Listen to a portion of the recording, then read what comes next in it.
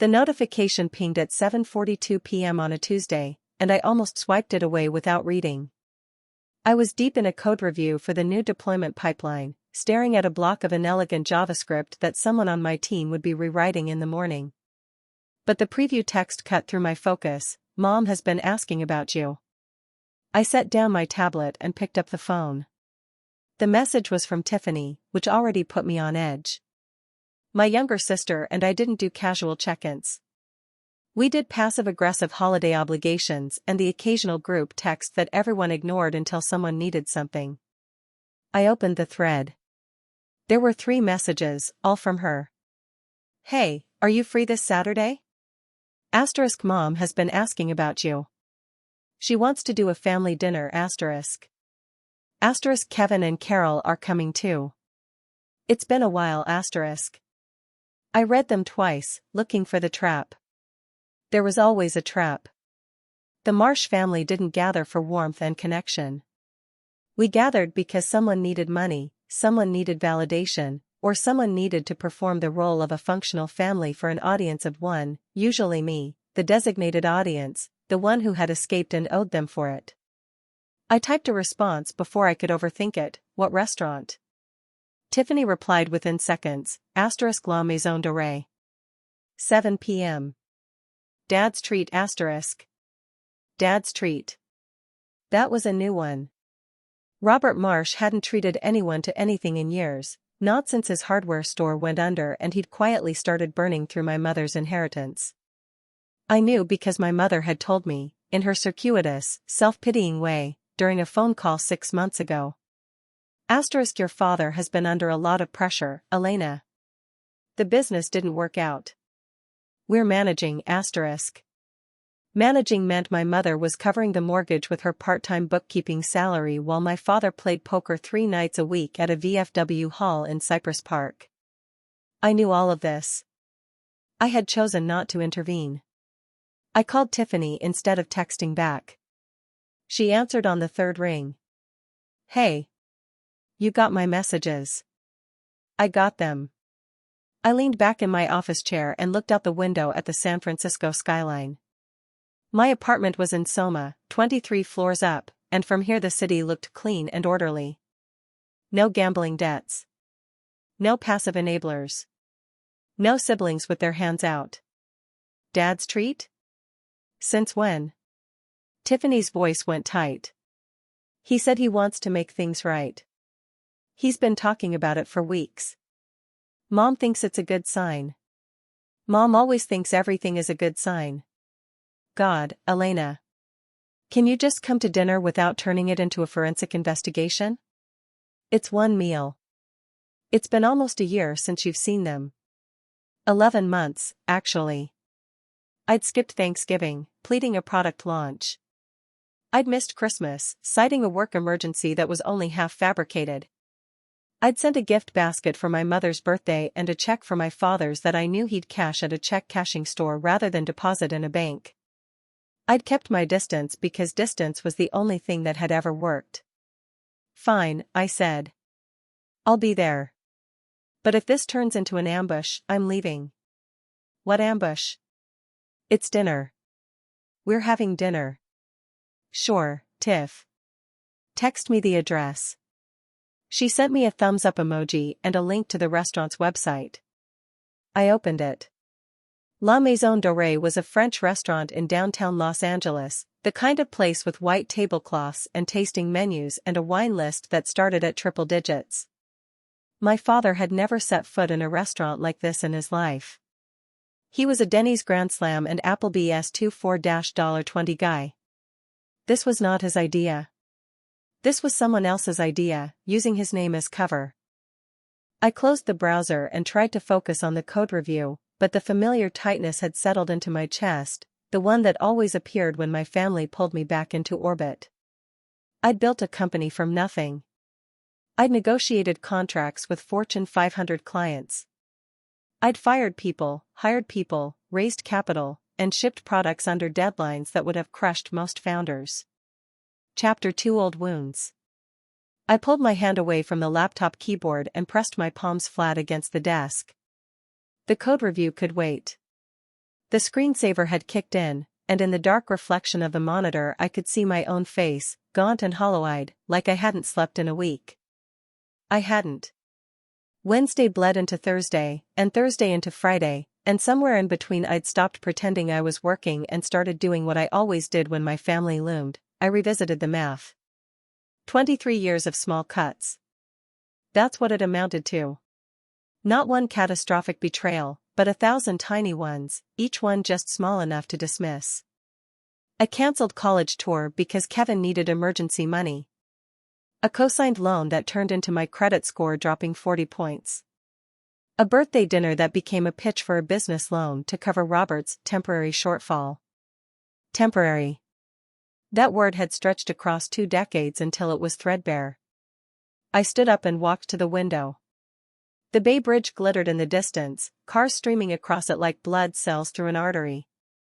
8 million people in this city, and I was probably the only one spending her Friday night cataloging childhood grievances like evidence for a trial that would never happen. My phone buzzed on the desk. Tiffany again. Asterisk, are we still on for tomorrow? Dad keeps asking, asterisk. I stared at the message. The subtext was so obvious it felt like a slap. You're going to disappoint him again. I typed back, I said I'd be there. Asterisk 7 p.m. La Maison Dorée. Don't be late, asterisk. I know the address.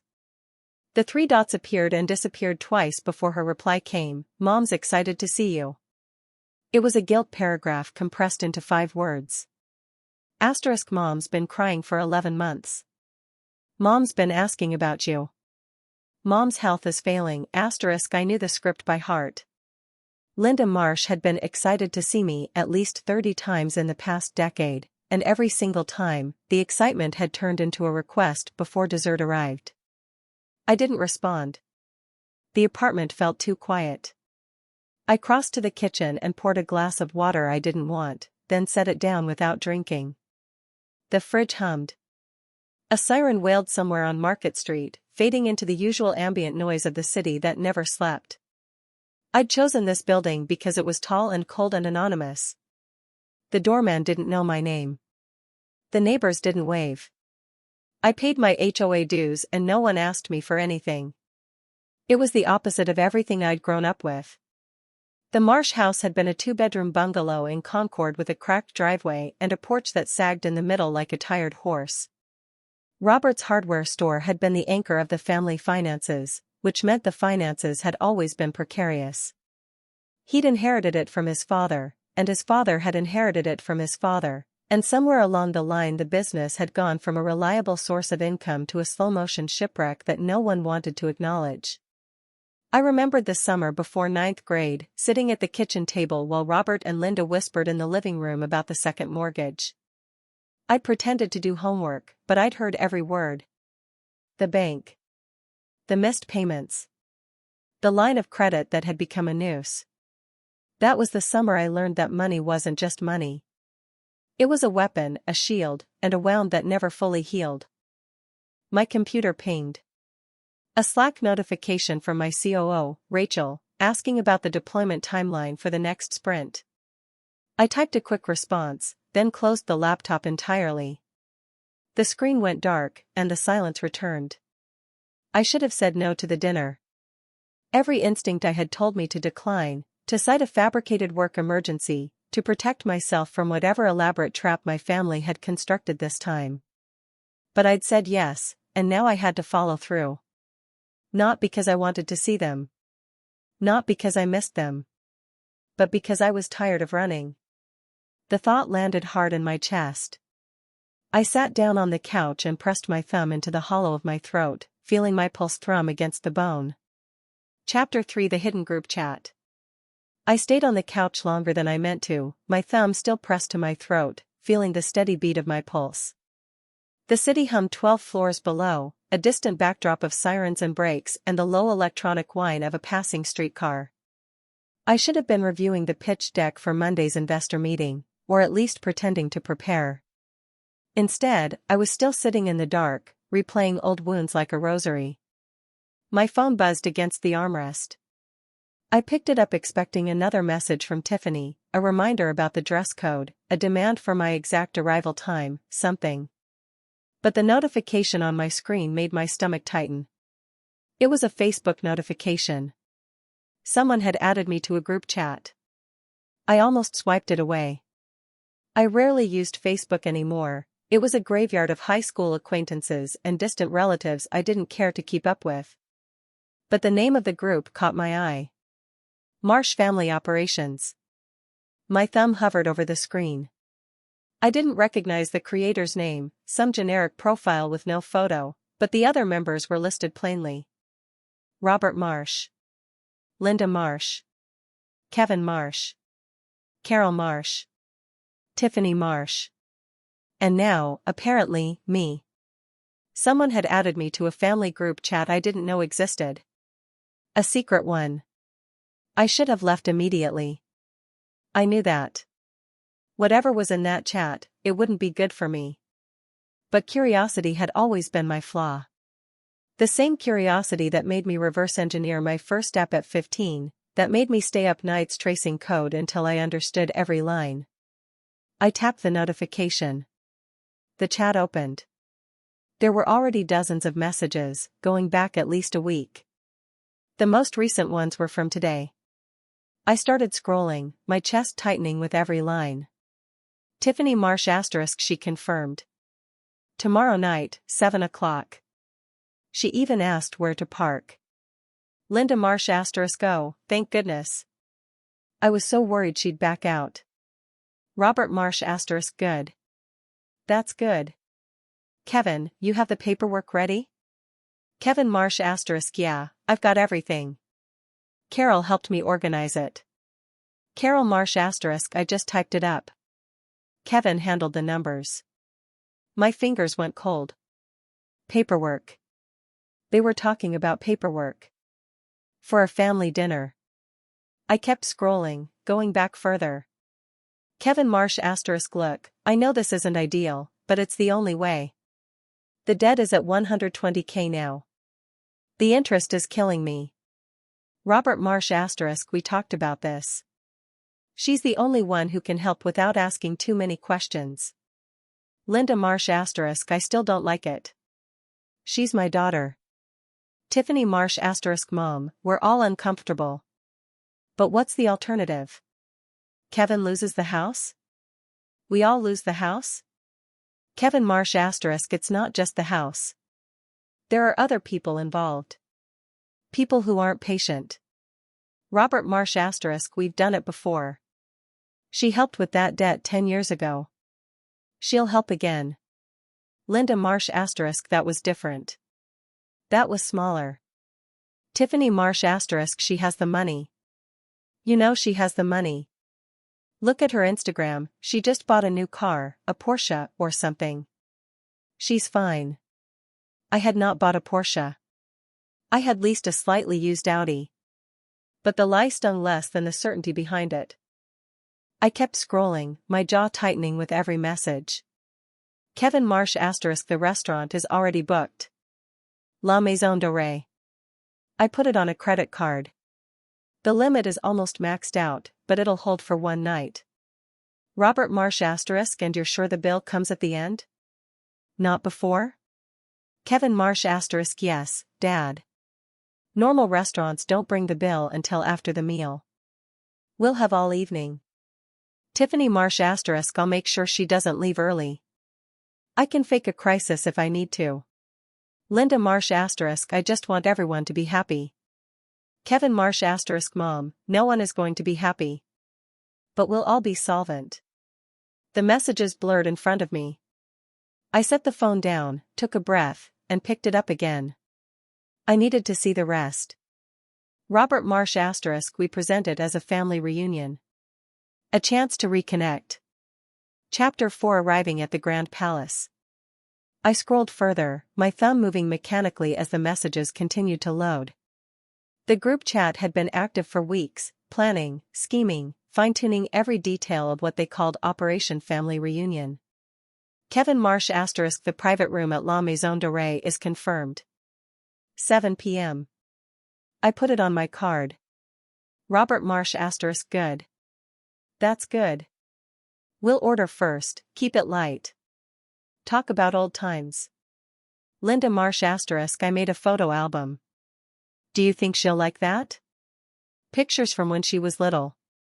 Tiffany Marsh *, Mom, that's perfect. Soften her up. Carol Marsh *, Kevin, did you get the documents from the lawyer? Kevin Marsh *, got them. All the paperwork is ready. Just need her signature. I stopped scrolling. My breath caught in my throat. They had a lawyer involved. This wasn't just a dinner ambush, it was an organized financial extraction, complete with legal documentation. I set the phone down and stood up. My legs felt unsteady as I walked to the window. San Francisco sparkled below me, the Bay Bridge a string of lights stretching toward Oakland. I pressed my palm against the cool glass and forced myself to breathe. Think, Elena. Think clearly. The rational part of my brain, the part that had built a company from nothing, that had negotiated million-dollar contracts, that had survived venture capital meetings with sharks, started to cut through the fog. They wanted me to come to dinner. They wanted me in a private room at a restaurant so exclusive that it would feel impossible to make a scene. They wanted me surrounded by family, overwhelmed by nostalgia and guilt, until I agreed to sign away $120,000. But I knew now. I picked up my phone again and opened Tiffany's text thread. Her last message glowed on the screen, * see you tomorrow at 7. Everyone's so excited, *. I typed back, can't wait. The lie tasted bitter, but it was necessary. If they thought I was still in the dark, I had the advantage. I spent the next hour reading the rest of the group chat. There were 87 messages in total, spanning 3 weeks.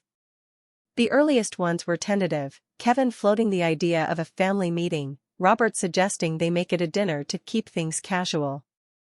Chapter 5 Toasts and Traps. The lie I'd sent to Tiffany sat in our thread like a live grenade, waiting for the pin to be pulled. I locked my phone and placed it face down on the coffee table, then walked to the floor-to-ceiling windows that overlooked the city's glittering sprawl. San Francisco spread out below me, a constellation of lights and ambition. Somewhere out there, my family was gathering their forces, arranging their pieces on the board. And in 12 hours, I'd sit across from them at La Maison Dorée and let them believe they were winning. I slept fitfully that night, dreams fractured by fragments of old arguments and Tiffany's mocking laughter. When morning finally came, pale gray light seeping through the blinds, I felt a hollow certainty settle in my chest. Today was the day. The hours crawled. I went through the motions of a normal Saturday: coffee, a run along the Embarcadero, a protein shake that tasted like obligation, but my mind kept circling back to the same question: what would happen when they realized their trap had failed? At 4 o'clock, my phone buzzed. Tiffany. * tables confirmed for 7. Don't be late, *. I typed back, wouldn't miss it. The lie tasted familiar now. I'd been telling it for 23 years. I chose my outfit carefully, a charcoal sheath dress that said professional without trying too hard, low heels I could walk out in if necessary, a leather crossbody bag that kept both hands free. No jewelry. Nothing that could be used as collateral. The Uber dropped me at La Maison Dorée at 6:58. The restaurant occupied the ground floor of a converted Victorian, its facade lit by soft amber sconces that cast pools of warm light onto the sidewalk. A valet in a crisp black vest held the door open, and I stepped into a world of white linen and hushed conversation. The maitre d' greeted me with practiced warmth. Ms. Marsh? Your party is already seated. Right this way. I followed him through the main dining room, past tables where couples murmured over candlelight and businessmen clinked glasses of Bordeaux. The air smelled of butter and herbs and expensive wine. At the back, a frosted glass door led to a private room. He pushed it open. They were all there, arranged around a circular table draped in cream linen. Robert at the head, his gray suit jacket straining at the buttons, a glass of whiskey already half empty in front of him. Linda beside him, wearing a floral blouse that I recognized from 5 years ago, her hair freshly colored and curled. Kevin next to her, his face flushed from what looked like a second or third drink, a printout of some document face down beside his plate. Carol sat on his other side, hands folded, eyes down. And Tiffany, at the far end, scrolling through her phone with performative disinterest. They all looked up when I entered. Elena. Linda's voice pitched high with manufactured delight. She rose from her chair and crossed to me, arms outstretched. Oh, honey, it's so good to see you. She hugged me. I let her. Her hair smelled like drugstore shampoo and Aqua Net, a scent that dragged me back to childhood Sundays and cramped family cars. You look wonderful, she said, holding me at arm's length. Doesn't she look wonderful? Robert nodded from his seat. Sit down, sit down. We've already ordered a bottle of the Chateau Margaux. You remember that wine, don't you? I remembered. He'd served it at his birthday dinner 3 years ago, the same night he'd asked me to help out with a business loan that I later learned funded his poker habit. Look at you, Kevin said, rising with exaggerated warmth. He clapped me on the shoulder, his palm damp. My little sister, the tech mogul. Just a founder, I said, sliding into the chair beside him. Carol offered a tight smile that didn't reach her eyes. Tiffany finally looked up from her phone. You're on time, she said. I'm shocked. I said I'd be here. You also said you'd come to Mom's birthday last year. Chapter 6: The Waiter's Secret. The waiter appeared beside me, a shadow in white linen, and refilled my water glass with practiced precision. I watched the bubbles rise in the crystal, counting them like I used to count ceiling tiles during family dinners as a teenager. You look good, Elena, Linda said, still clutching my arm as if I might dissolve if she let go. Really? That dress. Is that just something from a boutique in Hayes Valley? Must be nice, Tiffany muttered, not looking up from her phone. Having boutique money. Robert cleared his throat, the sound wet and deliberate. Let's not start, Tiffany. Your sister came all the way here. That's what matters. 11 months late, but sure. That matters. Tiffany. Robert's voice carried a warning I recognized from childhood, the one that meant he was playing referee, not parent. He'd use it when Kevin and I fought over the last piece of chicken, never when Kevin needed actual discipline. I took a sip of the Chateau Margaux. It was good. Of course it was good. Kevin had picked it, according to the group chat, his one contribution to setting the mood before the real business began. The wine alone had to be $300 a bottle. On his maxed-out credit card. Mom, I said, gently extracting my arm, you look well. Did you do something different with your hair? Linda's face lit up like I'd handed her a bouquet. You noticed? Chapter 7: The bill arrives. I kept my hand on the phone in my bag, the weight of the anonymous warning settling in my chest like a stone. The screen had gone dark, but the words were burned into my retina. I didn't recognize the sender's handle. The group chat had 7 members: Robert, Linda, Kevin, Tiffany, Carol, the anonymous creator, and me. But the message had come from outside that circle. Someone else was watching. Someone who knew about the file. Linda squeezed my wrist, still chattering about a vacation we'd taken to Lake Tahoe when I was 12. Her fingers were warm, almost maternal, and for a split second I let myself feel it, the familiar comfort of her touch, the way she used to smooth my hair when I was sick. Then I remembered she'd helped plan this ambush.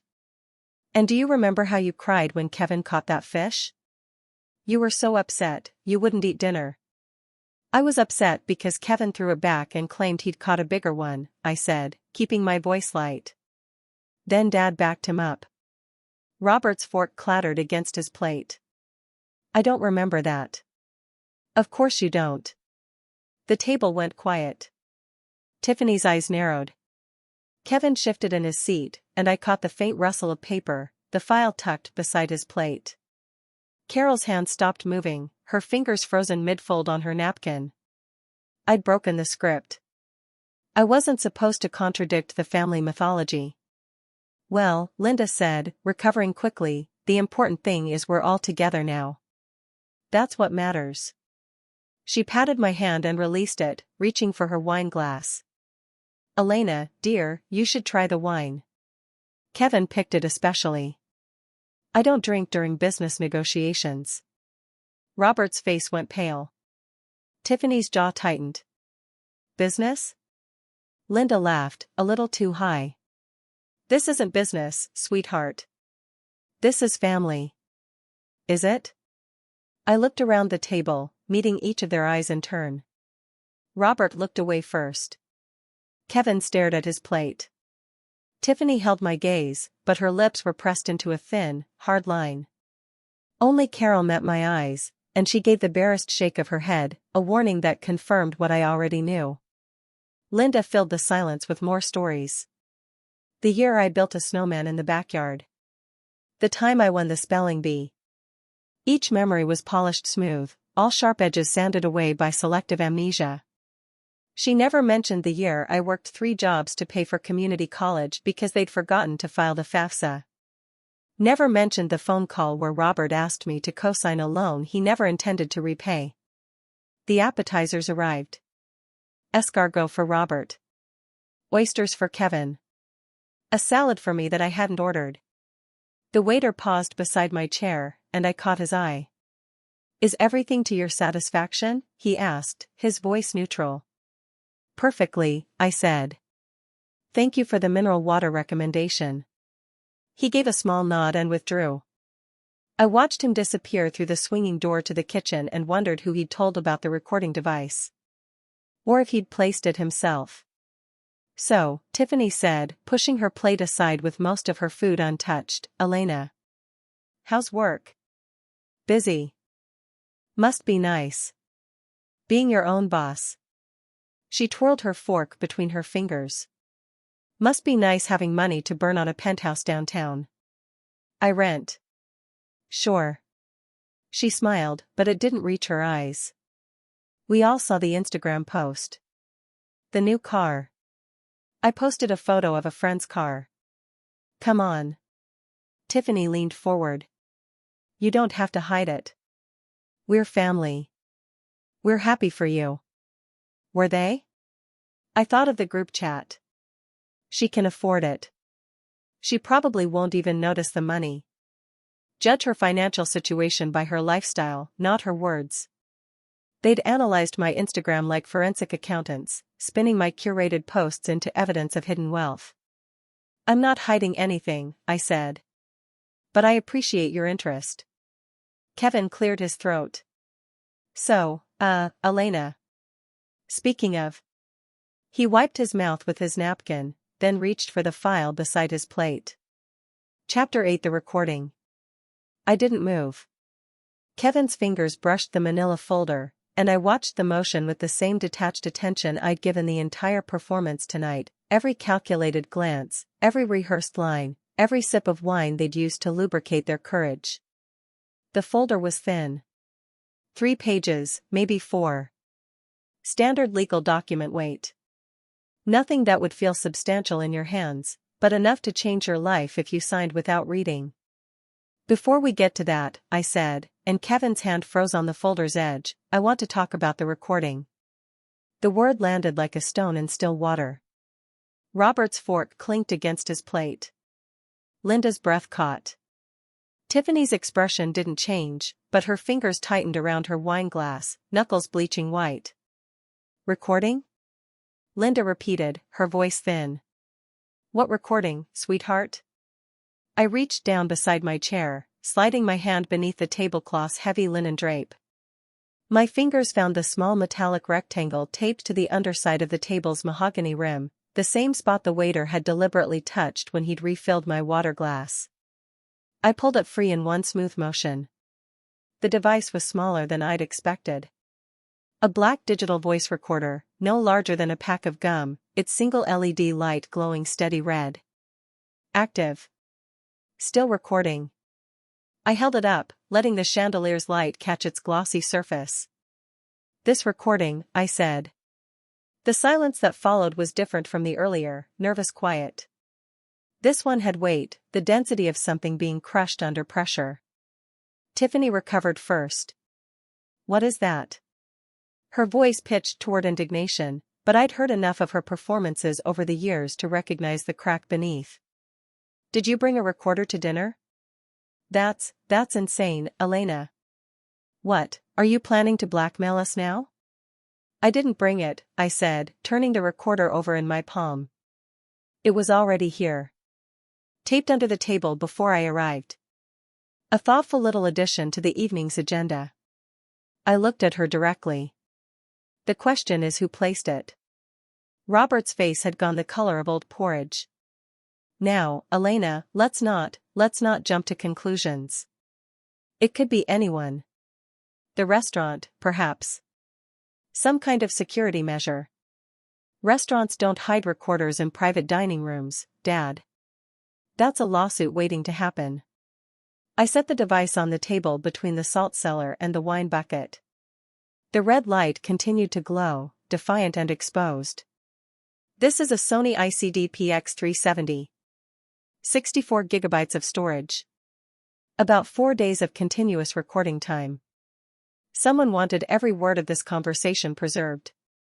Carol's fork had stopped moving halfway to her mouth. She set it down slowly, her eyes fixed on the recorder with an expression I couldn't quite read. Recognition, maybe. Or calculation.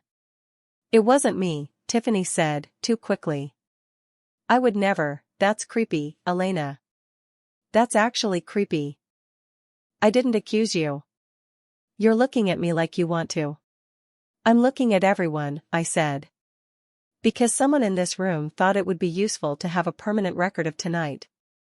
And I want to know why." Kevin had pulled his hand back from the folder.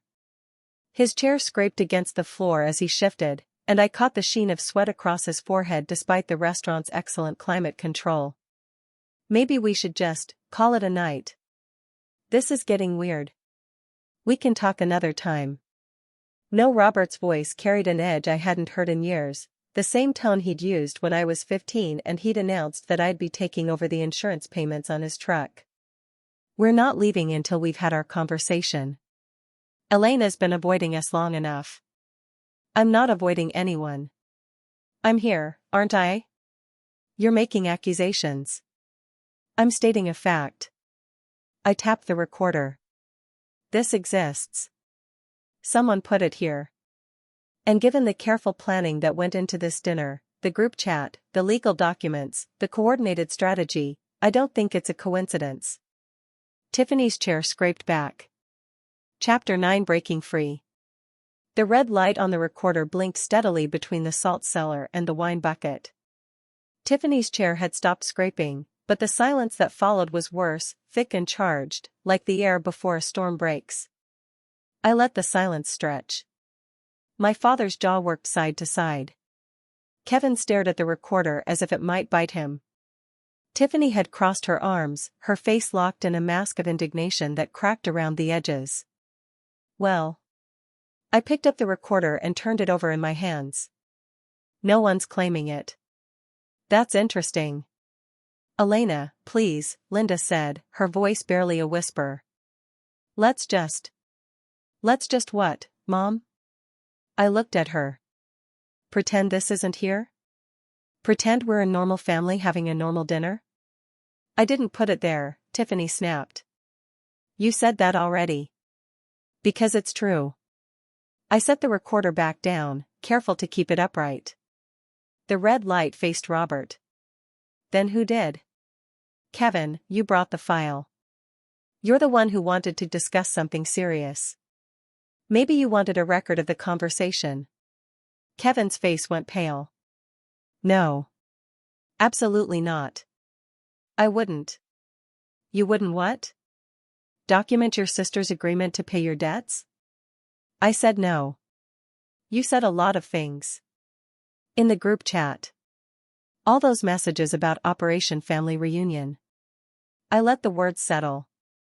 87 messages, 3 weeks of planning. Quite an operation. The color drained from Robert's face. Linda's hand went to her throat. Carol closed her eyes. Tiffany recovered first. You're spying on us? I'm reading my own family's messages. The chat includes me, remember? Someone added me. Probably by accident. Or maybe someone wanted me to see. That's not. It's all there, Tiffany. The plan. The strategy. Mom's photo album. Dad's guilt play. Kevin's debt. The lawyer's file.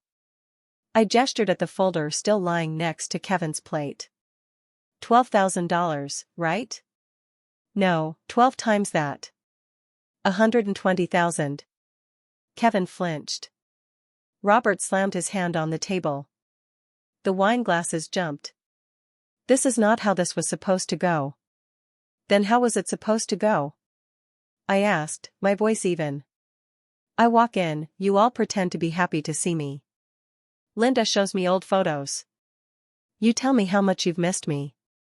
Kevin brings out the file, you all pressure me to sign. I say yes because I'm the successful one and it's my duty to family. No one spoke. Was I supposed to cry? I continued. Was Mom supposed to hold my hand while I signed away $120,000? Was there a speech prepared? You don't understand, Linda said, her eyes wet. Kevin's in trouble. Real trouble. He could lose everything, the house, the car, Carol's savings. We're his family. And I'm his sister. Not his bank. Elena, please. Linda reached across the table, her hand trembling. You have the money. You have so much. And this is family. This is what family does. No. This is what family does. I picked up the recorder. This is what happens when people who are supposed to love you decide to ambush you in a restaurant with a hidden recording device and legal documents. I told you it wasn't me, Tiffany said, but her voice had lost its edge. Then who? Silence. The recorder sat in the center of the table like a third eye, watching all of us. I thought about the anonymous message I'd received before dinner, don't sign, the file is toxic, and the waiter who'd tipped me off about the device under the table. Someone in this family was working against the plan. Someone had tried to warn me. I looked at Carol. She met my eyes for a moment, then looked away. Her hands were folded in her lap, perfectly still. You, I said quietly. Carol's head came up.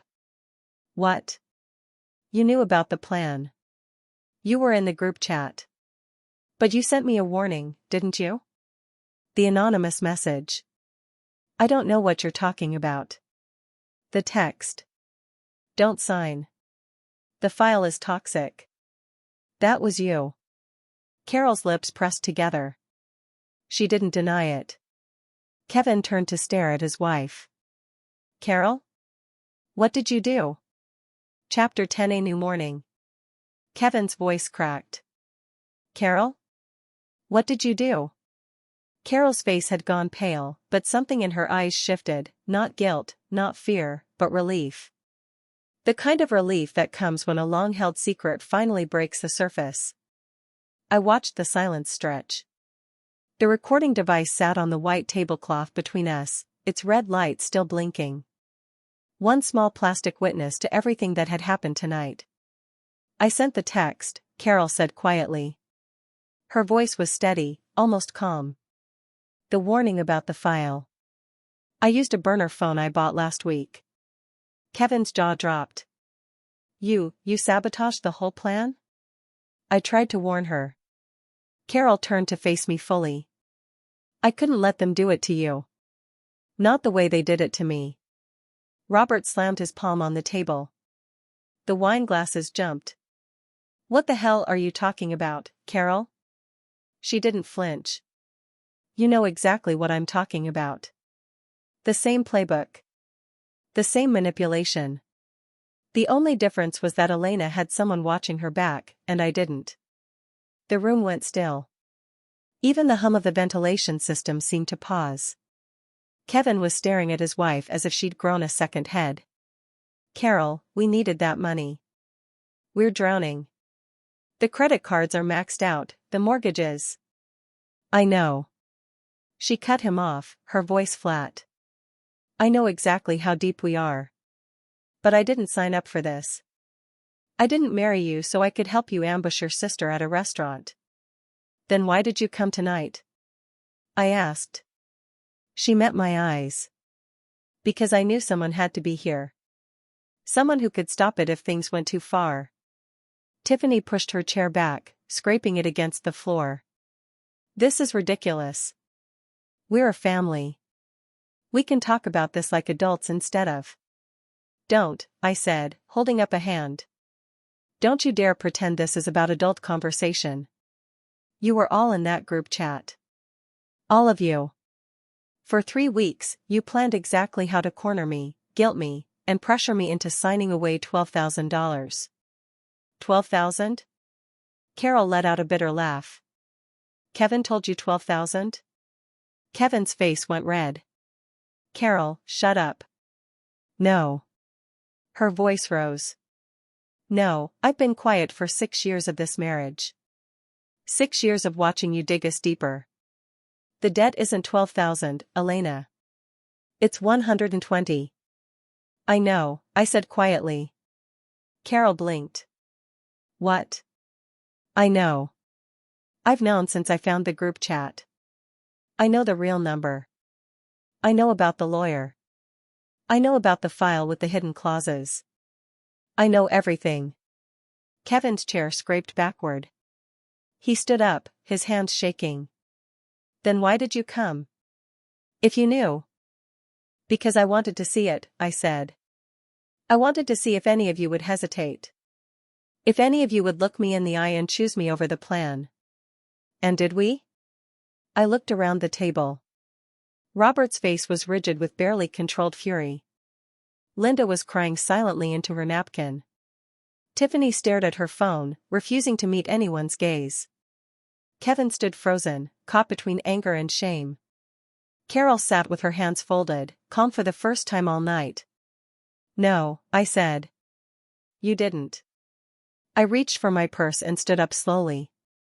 The recording device was still blinking. I picked it up. I'm taking this, I said. I have no idea who placed it, but I'm not leaving it here. Wait. Carol's hand shot out. I placed it. The table went silent again. You? Kevin's voice was barely a whisper. Carol nodded. I put it under the table before you all arrived. I wanted a record. In case things got bad. In case someone needed proof of what happened tonight. Proof of what?